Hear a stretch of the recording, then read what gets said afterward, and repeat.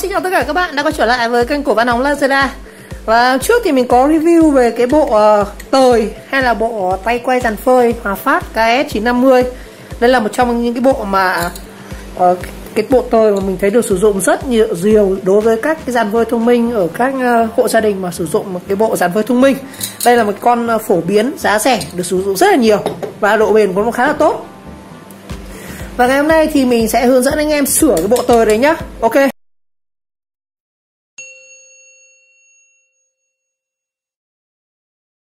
Rồi, về cái sửa bộ tời này chúng ta sẽ có hai cái lưu ý này. Thứ nhất là sửa và thứ hai là thay mới. Như lần trước thì mình có review về cái bộ tời này, mình mua ở trên Shopee. Đây, mình mua trên Shopee. Đơn hàng của mình mua đây, nó chỉ có giá là 141.000 thôi. Thực ra là cái bộ tời này giá của nó là shop này họ bán là 160.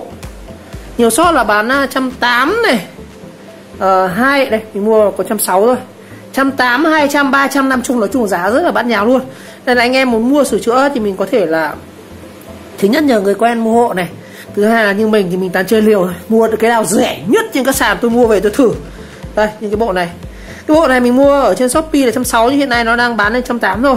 Mình thấy dùng thấy rất là ok, rất là sướng luôn. Quay cả hai tay rất là sướng.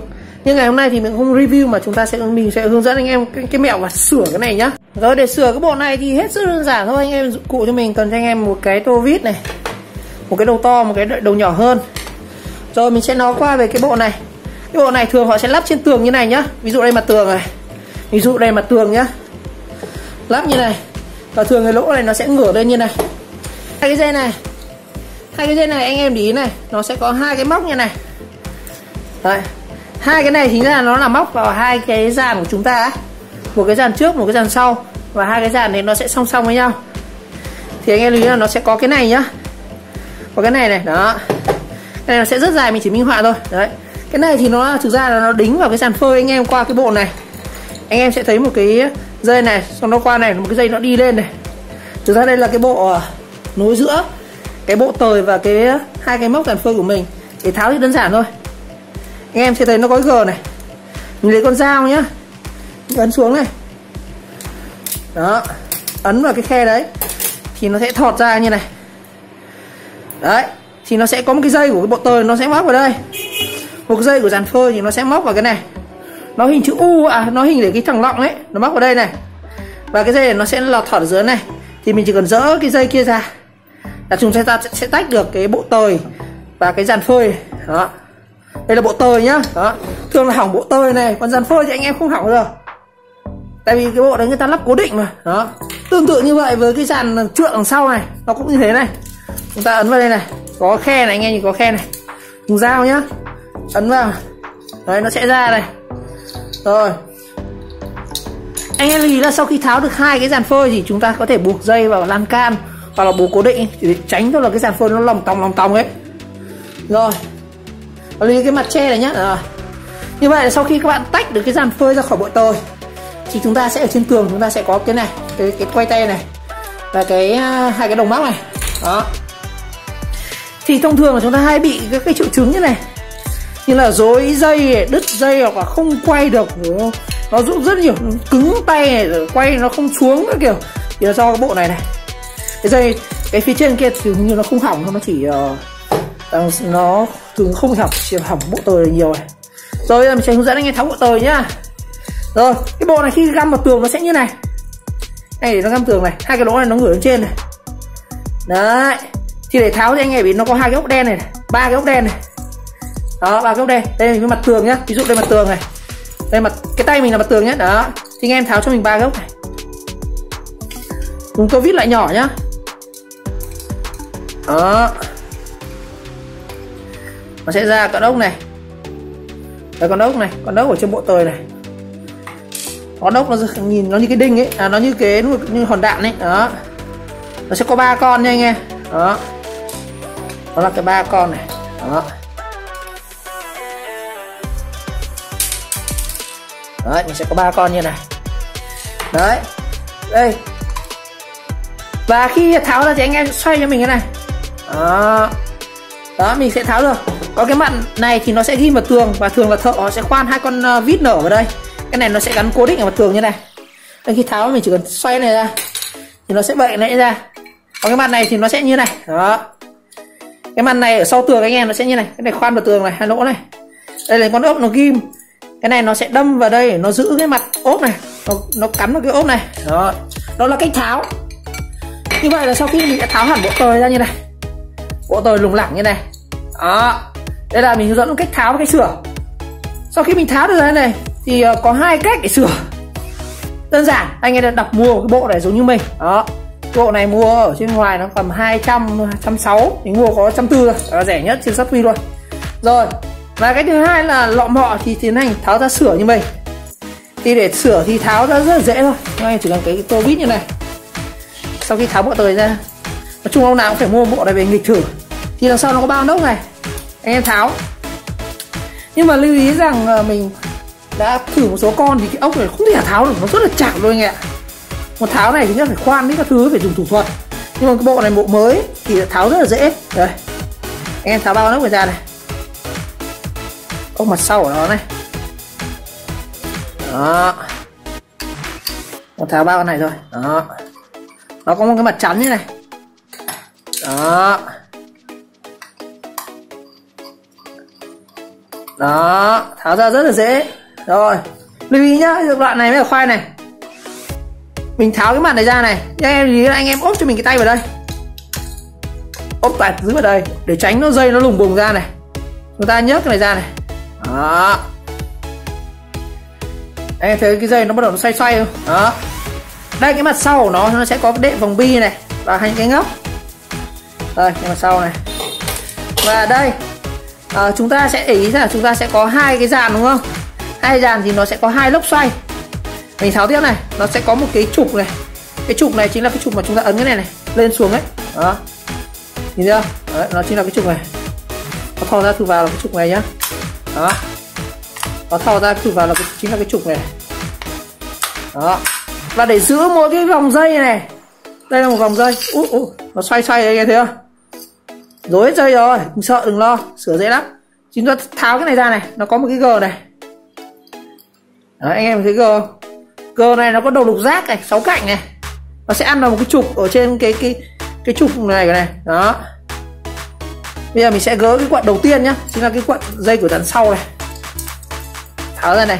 Anh em cầm cái này, đừng sợ, đừng lo lắng, sợ dây nó bung vào mặt thôi. Đó. Đấy, mình tháo hẳn được cái quận này ra này.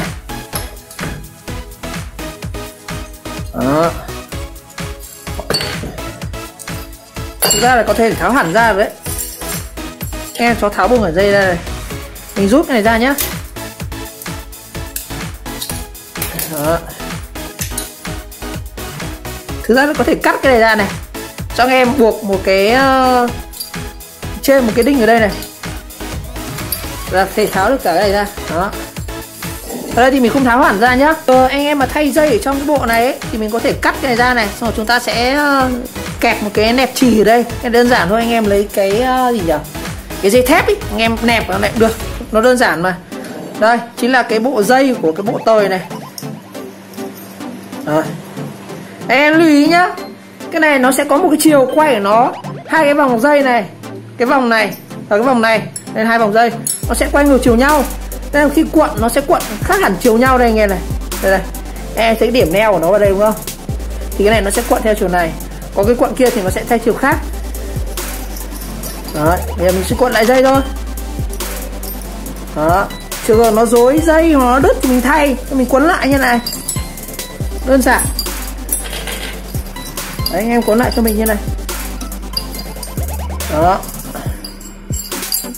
Đó. Đó, cuốn lại dây thôi, hoặc là thay dây mới, hoặc là nếu mà bị rối dây thì mình đến thang mình gỡ như này. Đấy, em cuốn lại như này. Chúng ta bị nó do chung nó cái dây nó rối rất là nhiều luôn, mình gặp rất là nhiều gối, xong nó kẹp ở giữa hai cái đoạn dây này. Đó, như xong. Tương tự như vậy với cái tháo cái thứ hai nhá, anh em chỉ cần lạy cái này lên này. Đấy, lạy cái này lên. Mình không muốn tháo tiếp tại vì nó sẽ rối dây ý. Nhìn nó rất là lằng ngoằng luôn. Chỉ cần tháo này ra này, nó cũng tương tự như cái cuộn này thôi, mình sẽ không ấy nữa nhá, nó cũng đơn giản mà. Đó, không cho ta lắp vào đây này. đặt này xuống này, đừng lo nó xoay. Hãy để ý cái trục này nó có cái G này, anh em đặt cái này vào đây. Cái mặt rãnh bây giờ nó ngửa lên trên đúng không?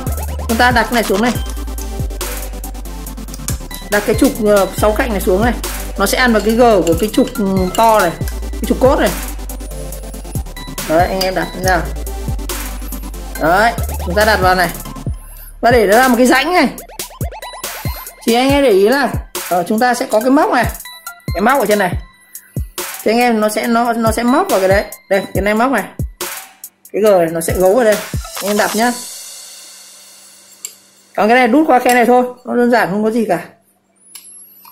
Đấy, đây nhìn thấy cái khe chưa? Nhìn thấy được cái khe không? Đó, đó, cái khe cho anh em này, đen. Đấy, nó có cái khe này, có cái khe, cái móc này, chúng ta sẽ ấn vào đây. Đấy, rồi sau đó chúng ta sẽ xoay cái rãnh này đến cái đầu ớt vít thôi. Đó, chúng ta bắt ốc vào. Đây là cái bước mà sau khi các bạn thay dây hoặc cuốn lại dây rồi nhá. Đó, đấy, anh em bắt lại ốc, bắt trước một con này, bên này cũng thế này.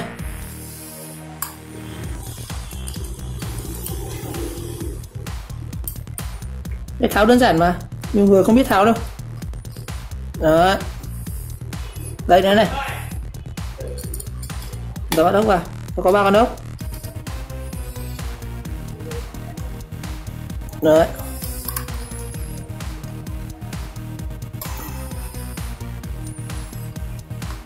đấy,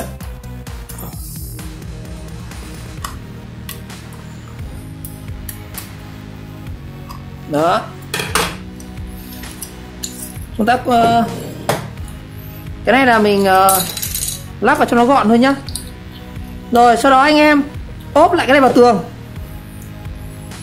Ốp lại vào tường như nào thì đơn giản thôi. Anh em đây, cái mặt ở trên tường như này, anh em chỉ cần nhét cái này vào đây, nó có khe này mà. Đấy, anh em đặt này vào. Đó, xoay. Rồi chúng ta bắt những cái ốc đen này vào. Đó. Còn nếu mà trường hợp chúng ta thay ý, thì các anh có thể tận dụng được cái ốc cũ, chúng ta không phải bắt cái này đâu. Đấy, các anh em bắt 3 con ốc này vào.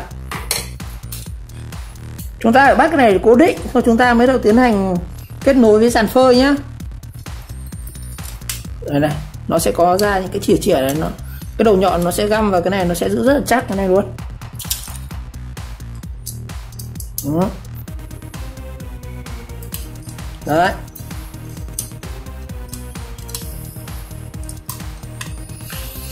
rồi như vậy là sau khi anh em đã ghi vào tường như này, bắt ốc xong là ghi vào tường như này, thì chúng ta sẽ tiến hành xoay cái mặt này. Chúng ta phải điều chỉnh cái ốc này sao cho để anh em ngửa được hai cái dây này nó ngửa lên trên nhá, không bao giờ để ngửa cái này xuống dưới, phải ngửa này lên trên này. Và cái dây sao cho cái đường dây đi nó phải ở ra giữa này, chứ nó không vào cạnh này nhá. Và cạnh này thứ nhất nó mòn dây, nó sẽ khoét cái thủng này, đứt dây. Đó, rồi bây giờ chúng ta thử thôi. Chúng ta sẽ kết nối lại này, anh em chọc cái này ra này, xong kết nối lại với cái hình chữ U lúc này, cái thòng lọng ấy vào đây này. Đó, và chúng ta sẽ kết nối với cái dàn phơi để mình thử nhá. Đây, thử này, nó sẽ có 2 nấc đúng không? Đó, 2 nấc này. Đó, 2 nấc. Nấc của cái dàn đầu này đóng xuống là dàn thế này. Đó, thử này, cái này đang đóng như là dàn thứ 2. Đó, anh em kéo ra này. Đó, mình lưu ý là mình phải ngửa lên như này nhá, phải ngửa lên như này này, cái dây nó ở giữa này. Đó, em điều chỉnh cho cái dây nó phải vào giữa như này, nó không chạm vào cái này, không nó bị cứa dây nhá. Đấy, có thể kéo được. Thường là cái vòng này người ta để ban đầu là 1m7 hay sao á, em cứ quấn hết đi. Trường hợp mà anh em kéo dây quá dài chẳng hạn, quá 1m7, nhưng mà chúng ta quay không đúng chiều thì cái dây này, hai cái dây này nó sẽ bị cùng chiều với nhau. Nguyên tắc của nó là hai cái vòng này nó sẽ phải ngược nhau nhá. Cái vòng này quấn như này thì là ra, còn cái vòng này mà quấn như này thì nó phải vào, nó phải ngược nhau. Đó. Rồi sau đó anh em thì kết nối cái này với cái dàn phơi phía trên là chúng ta đã hoàn thiện xong cách sửa. Rồi như vậy ngày hôm nay thì mình có video hướng dẫn anh em cách sửa bộ tời của dàn phơi thông minh. Đây là một cái lỗi mà chúng ta gặp rất là nhiều, như bị rối dây, đứt hoặc là thay các thứ, thì mình lại chia sẻ trong video này. Còn nếu các bạn thấy video hay và ý nghĩa, các bạn nhớ like, subscribe ở kênh và chờ đón các video tiếp theo. Ok, xin chào, gặp lại.